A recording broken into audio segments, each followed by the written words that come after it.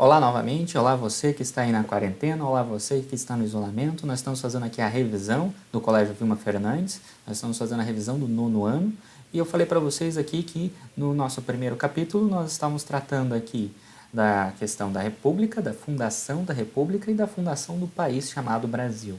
Essa fundação da República se deu aqui com esses dois primeiros presidentes, no período que nós vamos chamar de República da Espada. Nós estamos estudando esse período aqui, que é conhecido como República Velha.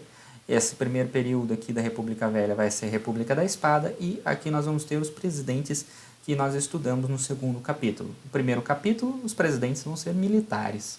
No segundo capítulo, nós temos os presidentes que são civis.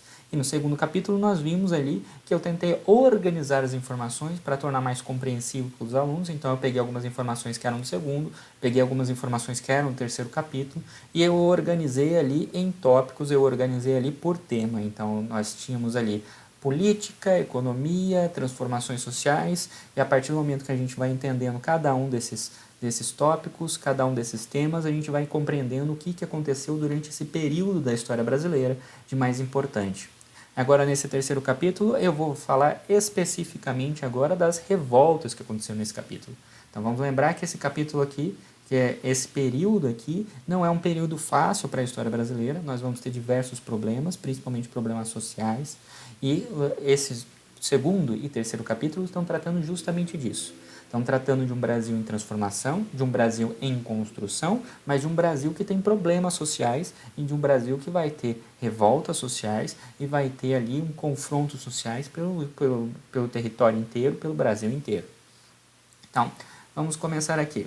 Nós estamos falando aqui, então, deste primeiro período aqui da República, que vai de 1889 até 1930, o período que é conhecido como República Velha.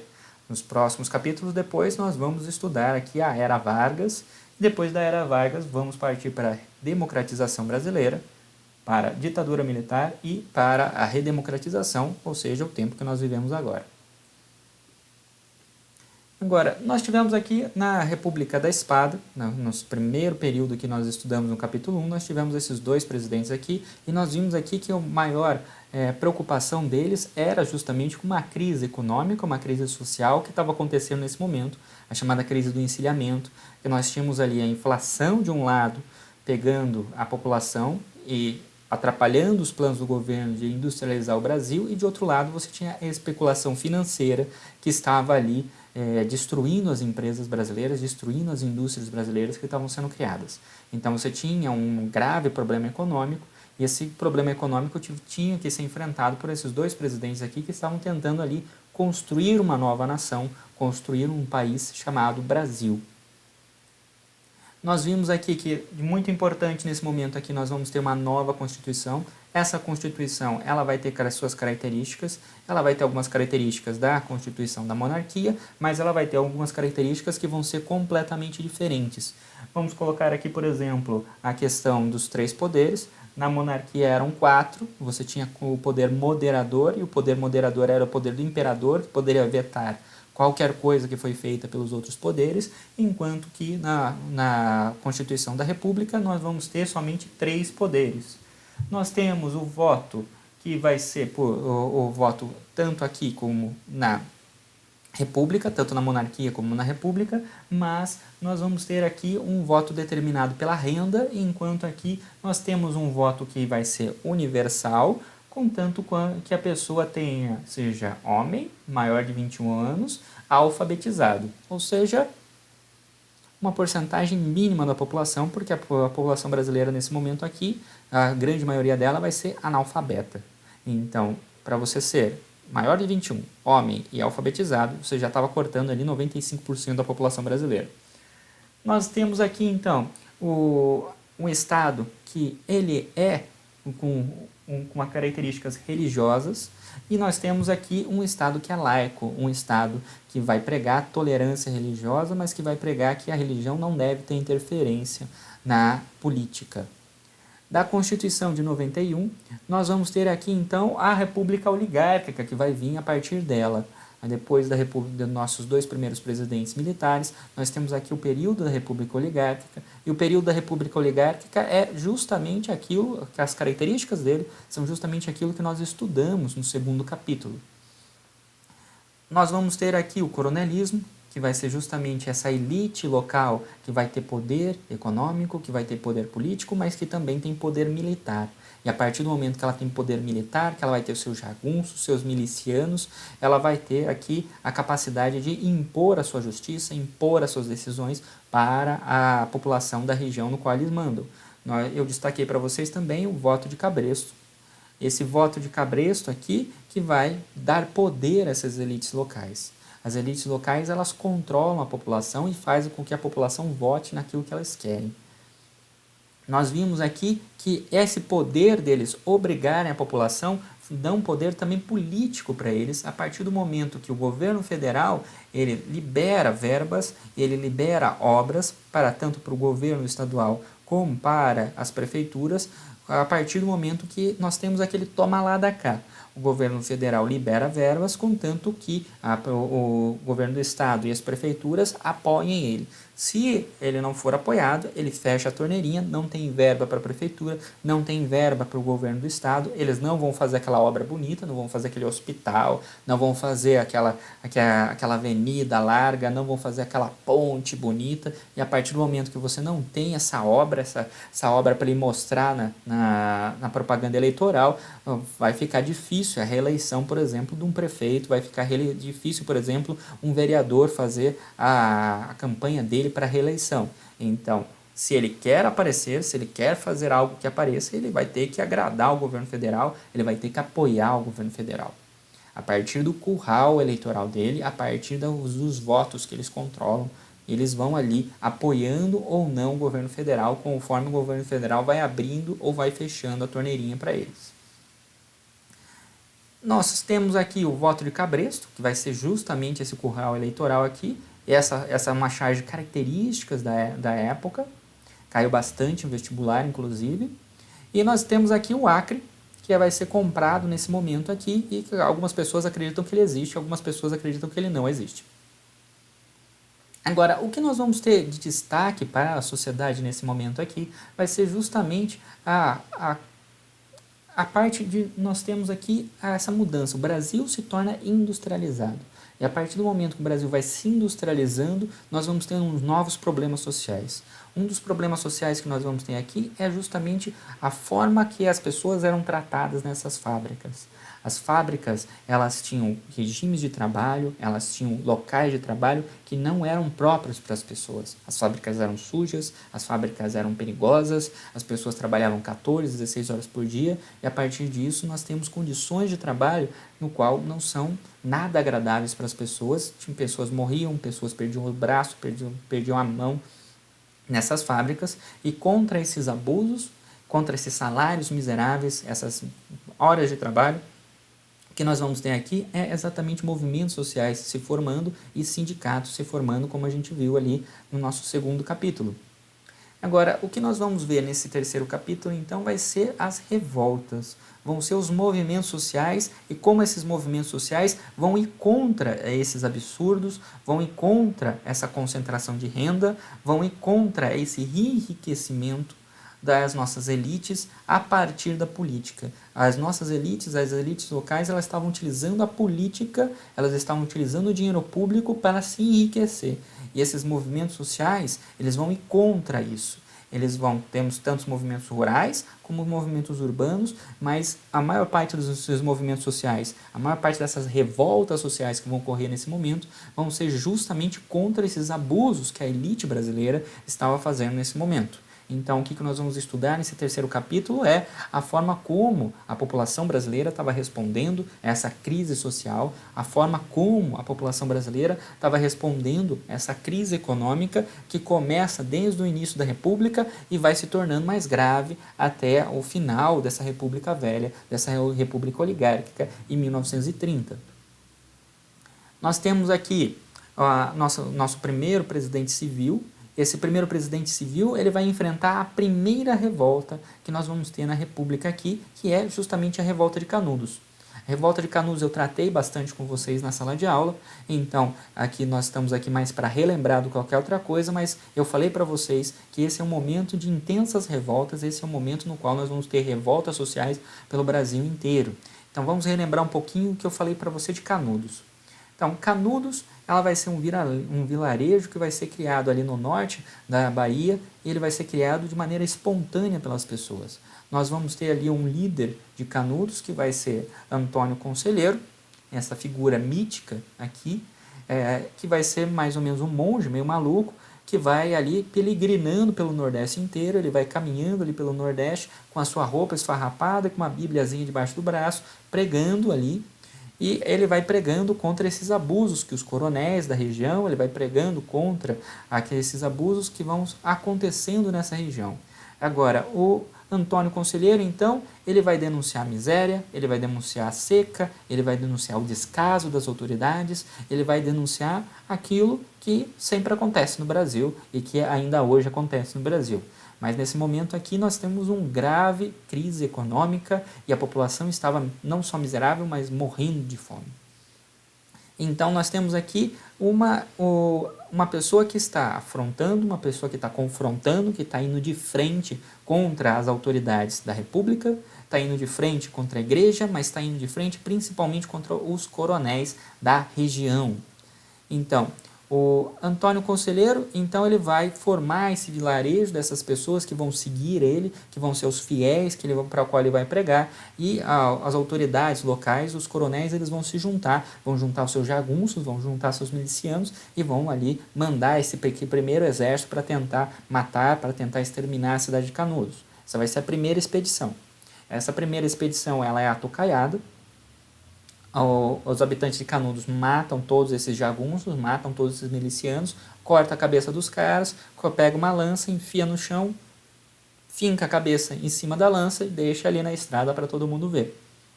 Os coronéis ali vão até os governadores da região, os governadores da região ficam muito preocupados com a situação, eles juntam ali um exército, eles vão formar um segundo exército ali com os governadores da região, uma segunda expedição é mandada para Canudos, essa segunda expedição também é atocaiada, também é morta, eles vão lá, cortam a cabeça dos caras, enfiam uma lança no chão, enfia a cabeça do cara numa lança, deixa ali na estrada para todo mundo ver o que acontece se você for atacar Canudos. Os governadores da região, então, pedem ajuda ao governo federal, o governo federal vai ali, forma um exército e manda um exército treinado ali para matar Canudos. Nós temos ali a terceira expedição. Nessa terceira expedição, eles vão chegando ali em Canudos. Adivinha o que acontece? Sim, de novo, eles são emboscados, eles são atocaiados.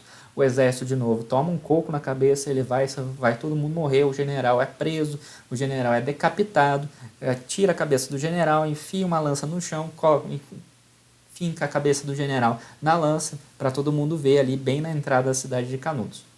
Agora, o exército brasileiro não vai ficar quieto.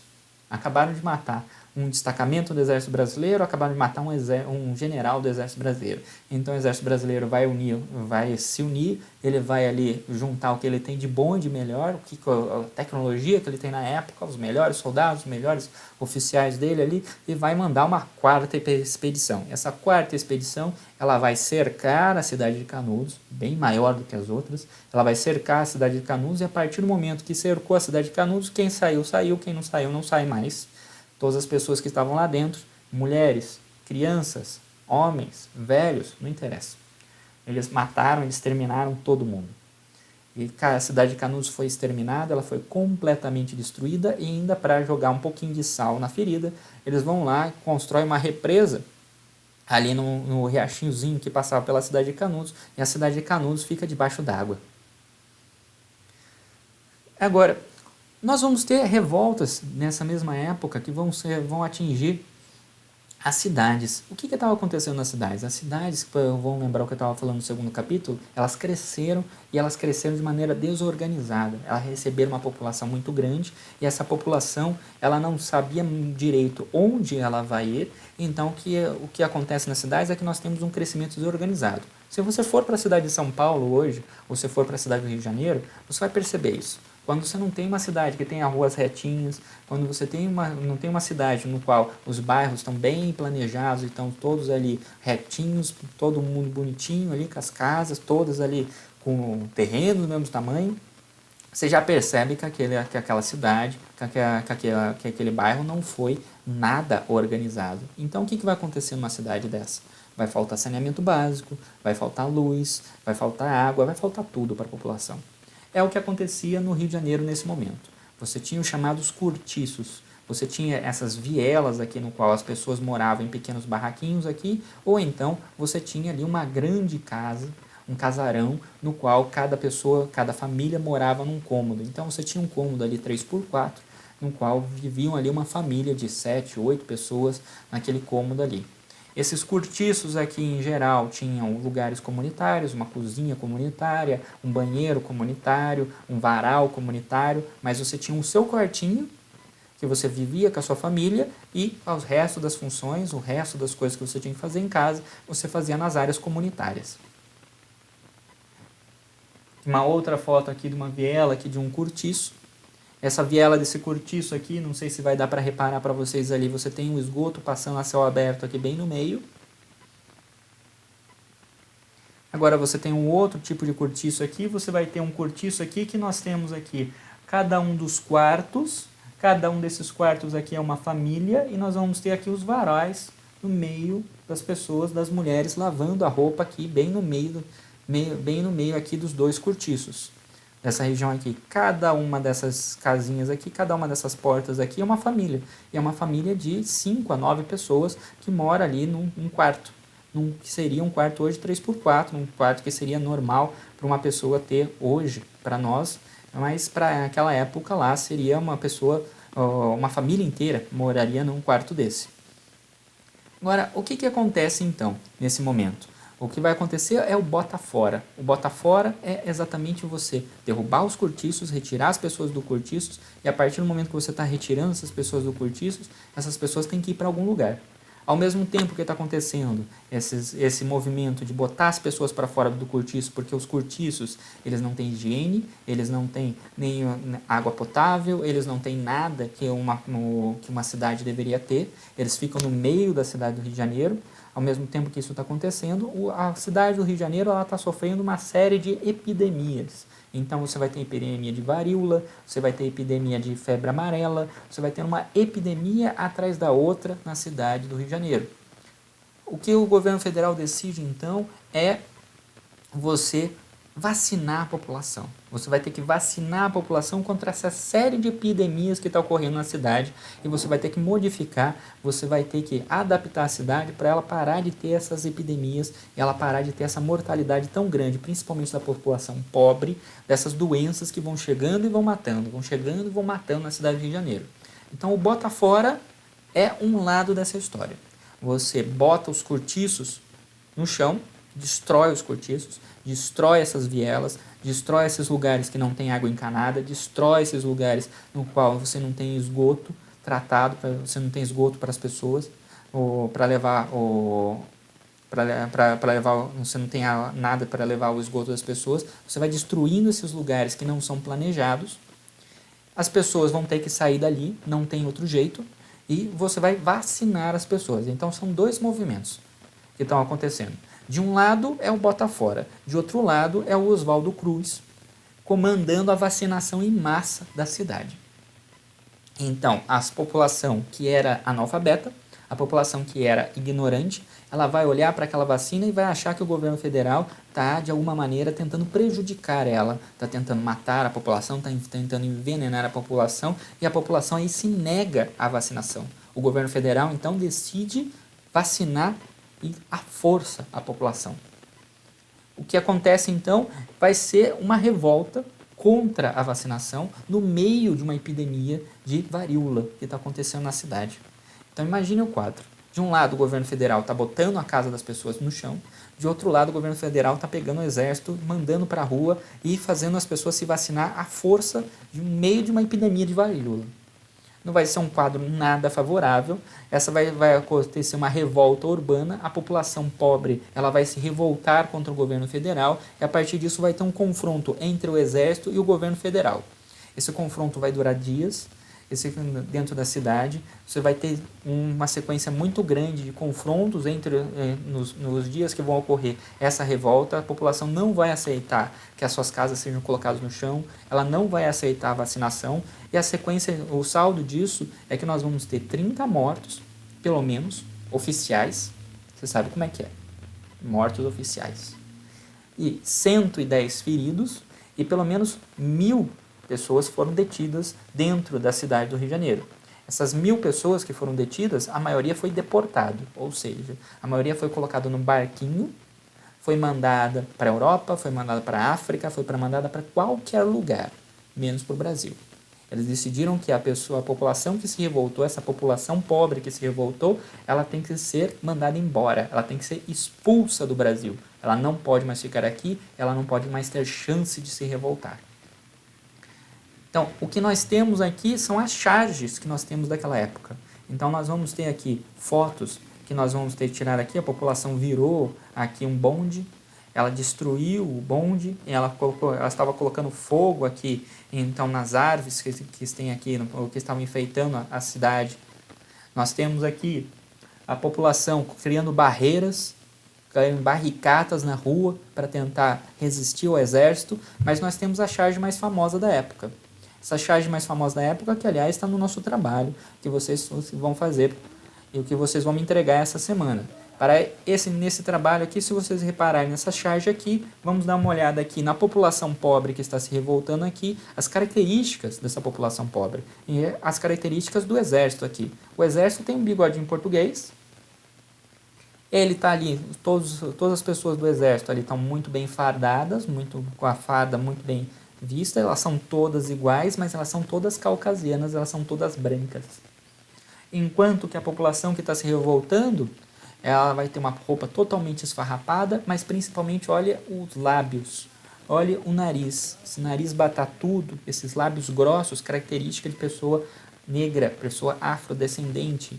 Então nós temos uma população pobre aqui que é uma população negra, que está se revoltando. Os deportados, aqueles que foram expulsos do Brasil, são uma população negra que está se revoltando aqui, que foi mandada embora das suas casas, que foi deportada, ou então foi expulsa e não teve outra solução no Rio de Janeiro que não ser ir para os morros. E a partir do momento que ela vai para os morros, ela vai criar as favelas do Rio de Janeiro. Boa parte das favelas do Rio de Janeiro que existem hoje, elas foram criadas justamente por causa da revolta vacina. De pessoas que foram expulsas do centro da cidade, e a partir do momento que elas foram expulsas do centro da cidade, elas tiveram que ir para o morro, tiveram que fazer seu barraco no morro para ela conseguir ter algum lugar para viver. Nós temos então aqui no Rio de Janeiro, aproveitando esse movimento que aconteceu do Botafora, nós vamos ter um movimento de reurbanização do Rio de Janeiro. O Rio de Janeiro e a elite brasileira vai olhar para Paris, vai olhar ali para a reforma que foi feita em Paris, para aquelas ruas largas, para aqueles bulevares de Paris, e vai querer para o Brasil.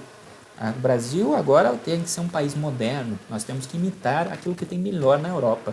E o que há de melhor na Europa se não Paris, Londres, com aquelas avenidas planejadas, com aquelas avenidas retinhas, com aquelas quadras todas retinhas, sendo muito bem feitas do jeito que elas são. Então nós vamos ter que fazer isso aqui também e nós vamos ter toda uma reestruturação do Rio de Janeiro. O problema é, o Rio de Janeiro não era uma cidade planejada. O Rio de Janeiro já estava botando para fora, já estava botando para baixo, já estava fazendo bota fora, boa parte da população que era uma população pobre do Rio de Janeiro. O que vai acontecer agora? Então nós vamos ter tudo aquilo no Rio de Janeiro que não era de acordo com essa visão de modernidade vai ser botado para baixo. Então você vai ter casas que foram do período colonial que vão ser colocadas para baixo, você vai ter os cortiços vão ser colocados para baixo, nós vamos ter grandes, a ideia é, você vai ter que abrir grandes avenidas, você vai ter que fazer bairros que sejam retos, nós vamos ter que fazer uma cidade que é moderna. O Rio de Janeiro não era uma cidade moderna, então o que eles vão precisar é reorganizar a cidade do Rio de Janeiro inteira, lembrando que o Rio de Janeiro era a capital naquele momento. Então, nós temos aqui, por exemplo, a praia. Isso aqui seria a praia de Ipanema, Copacabana. Então, nós temos aqui a faixa de areia. A faixa de areia da praia naquele momento ali é uma faixa curtinha. Se você for no Rio de Janeiro nesse momento aqui, você vai perceber que a faixa de areia é de uns 100, 200 metros. O que eles fizeram, então? Eles aterraram. Eles pegaram uma faixa de areia que é curtinha, de alguns metros, nem de 10, 5 metros, dependendo do lugar que você estava na praia, e foram aterrando, foram jogando terra para fazer essa areia, essa faixa de areia, essa praia que nós temos hoje, que é reta, bonita, e que você olha lá na foto, lá tem ali uns 100, 200 metros para a pessoa caminhar até a água, para você colocar aquele monte de turista ali na areia.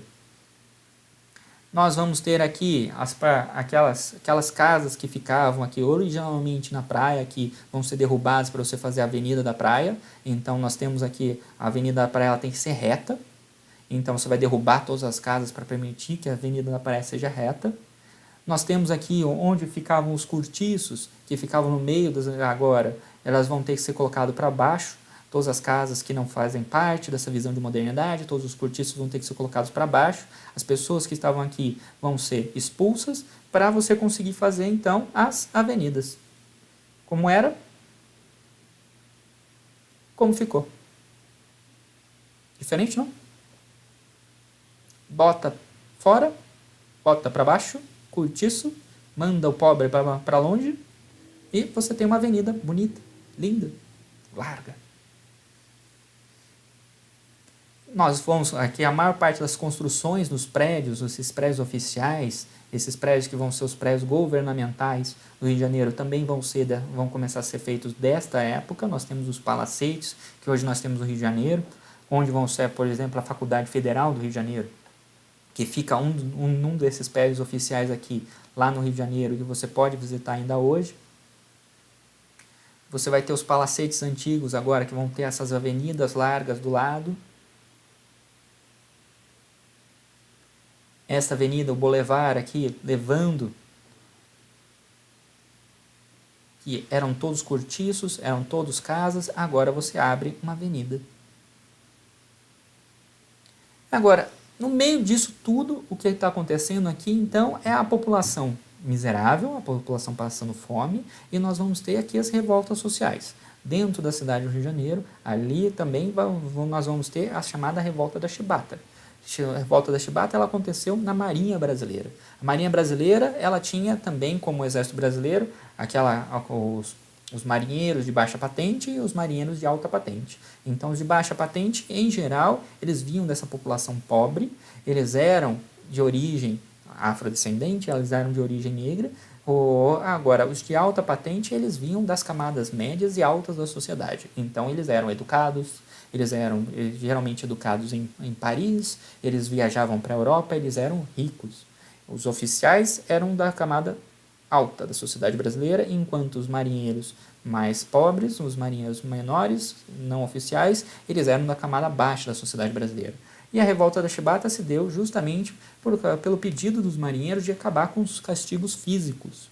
Nós tínhamos aqui a tradição dentro da Marinha Brasileira de castigar fisicamente esses marinheiros de baixa patente. Então, caso uma pessoa errasse, ela era literalmente chicoteada.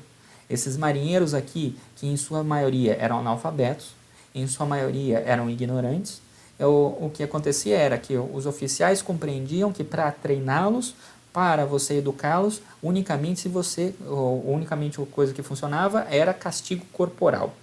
Você, então, a partir do momento que a pessoa errasse, você ia lá, chicoteava a pessoa, para ela nunca mais esquecer que aquilo é um erro. O que nós tínhamos aqui também eram salários miseráveis, e nós tínhamos aqui uma alimentação também que era muito ruim dos marinheiros. Somando essas três coisas, os marinheiros se revoltaram, se recusaram a obedecer os seus oficiais, e a partir disso o governo brasileiro teve que lidar com uma revolta dentro da Marinha Brasileira. Essa revolta dentro da Marinha Brasileira foi resolvida tentando uma tentativa de acordo. O governo brasileiro falou que ia pensar, ia ver que ele concordou com as reivindicações ali que estavam sendo feitas, e vamos todo mundo agora voltar para o trabalho, mas quando todo mundo achou que o governo brasileiro ia atender às demandas, o que aconteceu na realidade era que os líderes da Revolta de Achebate, eles foram presos, eles foram levados para o Rio Amazonas com os prisioneiros, e de lá eles foram desterrados. Lá eles foram mandados embora, lá eles foram deportados do Brasil, eles foram expulsos do Brasil. E a partir do momento que eles foram expulsos, então o governo brasileiro deu por encerrado essa Revolta da Chibata. Agora, nós temos também no sul brasileiro, o sul brasileiro se revoltando, para variar. O sul brasileiro sempre ali com a sua revolta aqui e ali. Aliás, faz tempo que o sul brasileiro não se revolta, do ponto de vista histórico isso daí é bastante estranho, mas aqui nós temos a revolta do contestado. Revolta do contestado que aconteceu ali na região do Paraná e Santa Catarina, nossas velhas conhecidas, já tinham acabado de se revoltar na revolta confederalista. Agora elas se revoltam de novo, porque você tem ali uma disputa entre o Paraná e Santa Catarina para ver de quem que é essa região aqui, de quem pertencia essa região aqui. Então há uma revolta para ver de quem pertencia essa região. É uma revolta dessa região que estava sendo contestada. Essa região é desta elite aqui, é dessas pessoas aqui ou dessas daqui. Então, o que nós vamos ter aqui é um líder religioso. Esse líder religioso, ele vai fazer todo um discurso religioso, todo um discurso messiânico. Ele vai pregar que a terra ali pertencia a todos, não pertencia somente à elite do Paraná ou de Santa Catarina. E ele vai pregar que ali o rei português vai voltar em algum momento. Nós vamos ter no Nordeste brasileiro a sedição do Juazeiro, e na sedição do Juazeiro nós vamos ter uma das figuras mais emblemáticas do Nordeste brasileiro, que é o Padinho Cisso. Padinho Cisso, que vai ali se revoltar contra a interferência do governo federal contra as elites locais. O governo federal vai meter o bedelho ali, vai meter o dedão lá no Nordeste brasileiro, tentar intervir no que as elites locais estavam fazendo, nos abusos que as elites locais estavam fazendo, e o Padinho Cisso vai se revoltar contra isso. Padinho Cisso, vamos lembrar, é considerado no Nordeste brasileiro como um santo. E ele tem estátuas enormes do Padinho Cisso, ele é considerado ali uma figura santa no Nordeste brasileiro. Mas, para a história, para a maior parte das pessoas que estavam sendo contadas ali, o Padinho Cisso, ele é geralmente contado como um coroné da região dele. Ele era padre, mas ele tinha ali seu poder econômico, ele tinha ali o seu poder político e ele tinha principalmente poder militar ali na região. O Padinho Cisso, esse está aqui. Então, ele vai montar todo um aparato militar, ele vai montar todo um esquema, vai montar todo um exército ali para defender os interesses dele. O que vai deixar a igreja bastante insatisfeita. A igreja católica, nesse momento aqui, ela não defendia que um padre fizesse esse tipo de coisa. Então, ela vai ficar bastante insatisfeita com o Padinho Cisso, o que significa que a chance de canonização do Padinho Cisso é basicamente bem baixa. Os coronéis e os cangaceiros da região, então, vão ficar ali, vão entrar em confronto ali com o Padinho Cisso, e a partir disso nós temos ali o Padinho Cisso tentando se estabelecer como uma potência ali na região, como um destaque ali na região. Ao mesmo tempo, no Nordeste brasileiro, mas também em todo o Brasil, nós temos o fenômeno do bandidismo. No Nordeste brasileiro, nós vamos ter o cangaço. O bandidismo é basicamente um bando de pessoas que vão ali armados, eles vão ali nos pequenos vilarejos do Nordeste, entram atirando nos vilarejos do Nordeste e eles vão assaltar esses vilarejos do Nordeste. Isso é algo que aconteceu no Brasil inteiro, isso é algo que ainda acontece no Brasil. Mas os mais famosos desse momento aqui vai ser o Lampião e a Maria Bonita. Lampião e Maria Bonita vão se tornar praticamente lendas no Nordeste, uma espécie de Robin Hood no Nordeste, e eles vão ali ficar um bom tempo no Nordeste até que o governo federal decide caçar eles e eles vão ser ali mortos pelo governo federal, vão ser decapitados pelo governo federal, vão ter sua cabeça cortada pelo governo federal. A cabeça do Lampião, aliás, foi colocada dentro de um jarro e foi exposta pelo Brasil inteiro.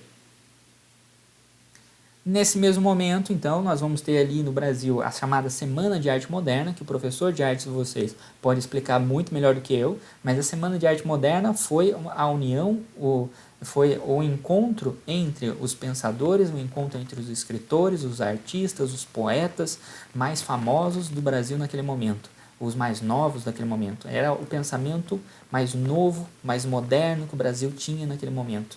E era um pensamento que estava contestando esse poder das elites brasileiras, era um pensamento que estava criticando, na maior parte do tempo, essas elites brasileiras. Então a Semana de Arte Moderna também foi uma semana bem polêmica em relação a isso, dessas críticas à sociedade brasileira e dessas críticas às políticas que estavam sendo feitas na sociedade brasileira. Então nós vamos ter Monteiro Lobato, Tarsília do Amaral, nós vamos ter alguns dos artistas mais famosos do Brasil no século XX, todos eles novos, todos eles aqui na casa dos seus 20 e poucos anos, aqui participando da Semana de Arte Moderna. Vão ser os artistas que vão dominar as artes, vão dominar a literatura, vão dominar a cultura brasileira para praticamente todo o século XX. Agora, nós vamos ter aqui um movimento dentro do Exército Brasileiro, um movimento chamado movimento tenentista. E o movimento tenentista vai ser esses médios oficiais, esses oficiais que ficam no meio do caminho do Exército Brasileiro. Eles não são baixa patente, não são soldados rasos, mas eles também não são generais, eles não são alta patente, eles ficam no meio do caminho. Esses tenentes, eles vão se revoltar contra as condições da população brasileira, eles vão se revoltar contra aquilo que estava acontecendo no Brasil e eles vão exigir mudanças na sociedade brasileira, eles vão exigir mudanças no próprio Exército Brasileiro. Nós vamos ter aqui, dentro dos movimentos tenentistas, o chamado 18 do Forte de Copacabana, a Revolução Paulista de 1924 e a mais famosa de todos, a Coluna Prestes. A Coluna Prestes, comandada aqui pelo Carlos Prestes, uma figura que vai ficar famosíssima naquele momento aqui, vai ser um conjunto de tenentes que vai formar um exército e vai marchar pelo Brasil. Aquele cara que quer dar um pequeno rolê. Vamos dar uma olhada no rolê que o cara deu. Então, você pega seus amigos e vamos dar um rolê aqui bem pequenininho. Você pega aqui, sai aqui do sul do Brasil, você entra aqui, vai andando para cá, então você anda mais um pouquinho, mais um pouquinho, mais um pouquinho, vamos lá, mais um pouco, não cansou ainda, vai, volta para cá. Aí você tem uma batalha com o governo federal, decide voltar, daí vai de novo, vamos nós, e sai do Brasil. Pequeno rolê. Isso daí foi um rolê. A pessoa quando quer fazer rolê tá pior do que aluno querendo ir no banheiro só para enrolar a aula.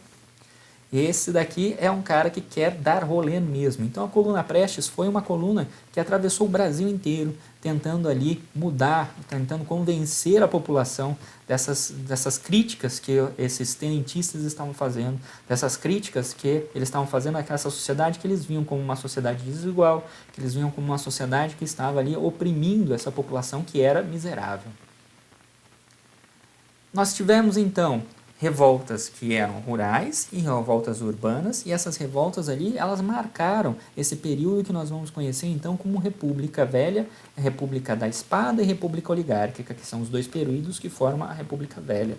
Esse período que nós conhecemos como República Velha, então, é um período marcado, por um lado, por crises financeiras, a crise do encilhamento, a crise que vai ser provocada pela perda do valor do café, mas ele também vai ser caracterizada pela Primeira Guerra Mundial, a oportunidade que a Primeira Guerra Mundial gera com o impulso que ela dá para a industrialização, e a partir do momento que a sociedade brasileira está se industrializando, que ela está mudando, é uma sociedade também que está com problemas sociais, está com crises sociais, e ela vai ter revoltas pelo Brasil inteiro. Essas daqui são as mais famosas, as que mais caem no vestibular, mas nós temos revoltas maiores ou menores pelo Brasil inteiro. Esse período, então, vai ser um período de grande convulsão social, vai ser um período no qual a sociedade brasileira ela vai estar em constante conflito. E, a partir disso, nós vamos ter que tentar resolver esse conflito no momento no qual a República Velha acaba e começa o que nós chamamos de Era Vargas, que vai ser os nossos próximos capítulos. Até o próximo capítulo, e se você tiver alguma dúvida, por favor, comente ou, por favor, me mande um e-mail que eu respondo com o maior prazer. E nós estamos aqui sempre tentando apoiar vocês, fazendo a nossa revisão aqui dos nossos capítulos no nosso 9º ano. Tchau, tchau!